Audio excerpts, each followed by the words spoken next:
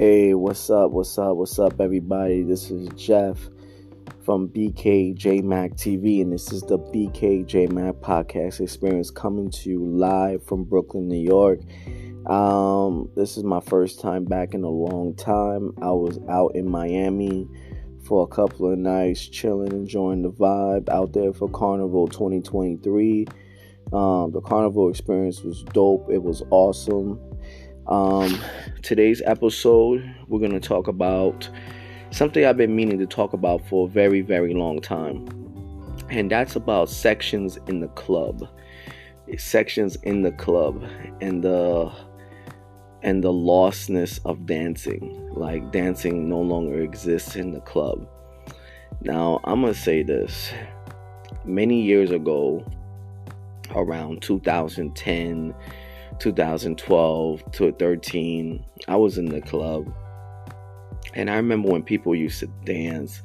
I remember people used to just get lit on the dance floor. People used to go into the club looking to just dance. There's a whole history about it, from the 1910s to the 20s, the 30s, the 40s, the 50s, the 60s, the 70s, 80s, 90s, the 2000s.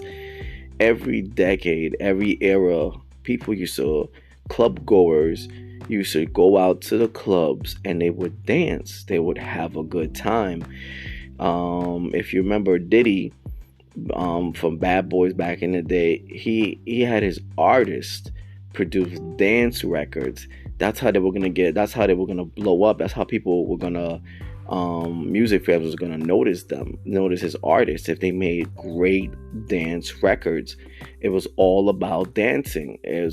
You had to make a great dance record to get people dancing, and that's what it was like in the club back in the day. People used to just dance. And then, oh man, I'm gonna tell you, there was this story I gotta tell you this story. It was around 2010. I was in Webster Hall. For anyone that don't know Webster Hall, it was a legendary, and I use the key phrase, it was a legendary club on the I believe it was on 11th Street 12 on Union Square in Manhattan, New York.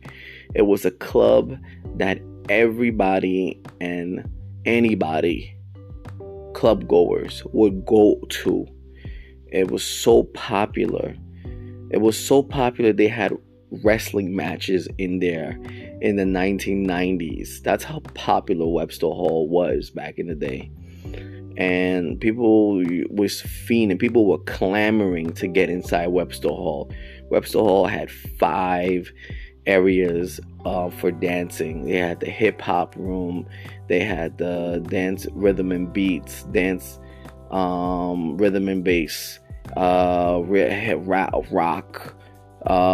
They had so many different types of music, pop music.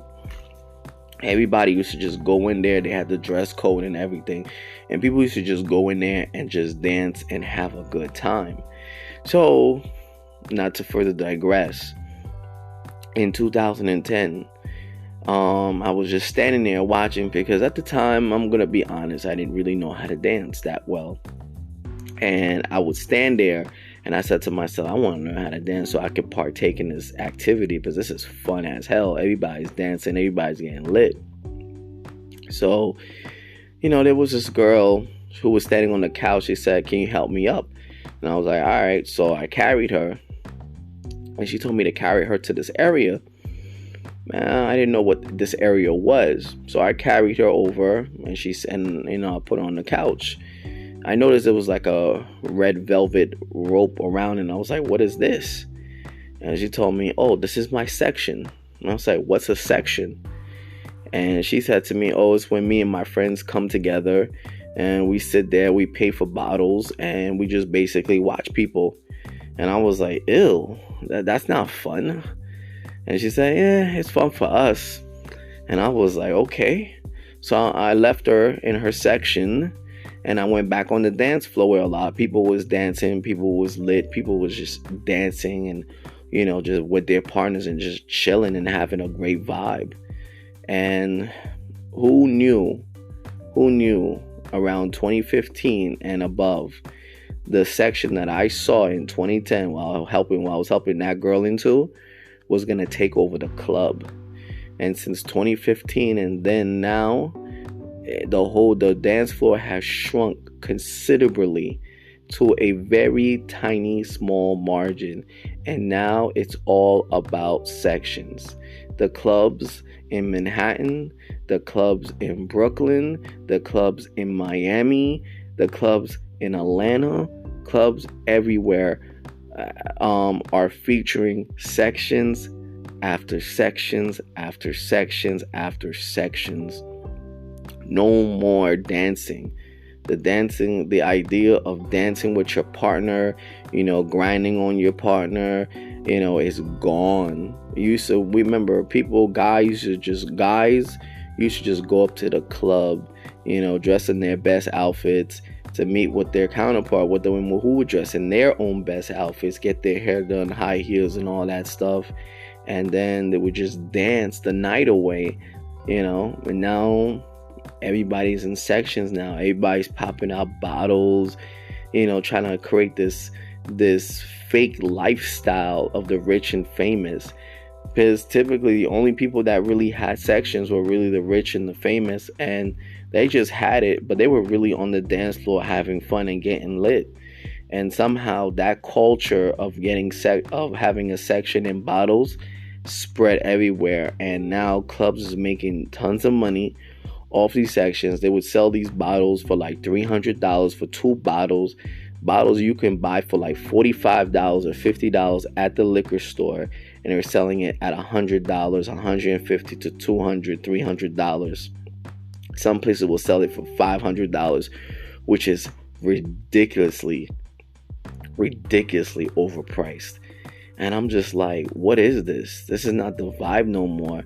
You should just buy a drink and just dance on the dance floor. And now it's just not the same anymore. Our ancestors from the 20s, the 1910s, the 30s, the 40s, the 50s, 60s, 70s would be mad at us. Don Cornelius, who came up with Soul Train, that was on television for over 30, 40, 50 years, he would be mad at us right now at this generation, and basically how we're not continuing to move it forward. If anything, we've destroyed the art of dancing in the club. Now it's all about sections and people just trying to rep it up and trying to say that, oh, I got it like that, showing that I got bottles. I spent $300 on bottles. I spent $700 on bottles. I spent $2,000 on bottles. For what? You're trying to live for what? As a rich and famous person? It makes no sense. I always tell people, stop trying to live outside their means. It's just not worth it at the end of the day, because this normal life is going to creep in every single day. It's just wild. You know what I'm saying? But people don't care. Some people don't even care. I've seen some people spend $300 on bottles, $1,000 on bottles, but yet they can't pay a bus fare for $2.90 on the MTA, which is just wild to me. How do you spend a bunch of money on bottles, but when it comes to paying $2.90 to get on the bus, you can't even do that, but you just sneak on the bus? It makes no sense to me. I think that's corny as absolutely hell. But anyway, the art form, the dancing form has been eliminated in the dance floor. Now people stand in their sections, they get on their Instagrams, and they're basically slapping each other's butts and just recording it and being like, yeah, that's the vibe now. That's the vibe. People, shout to the music, that's it. People just don't dance no more.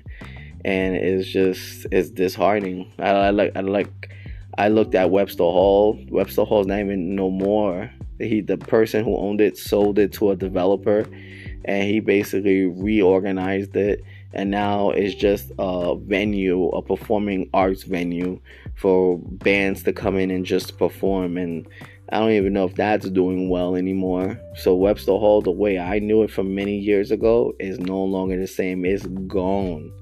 It is absolutely gone, and I didn't think that was going to be the case.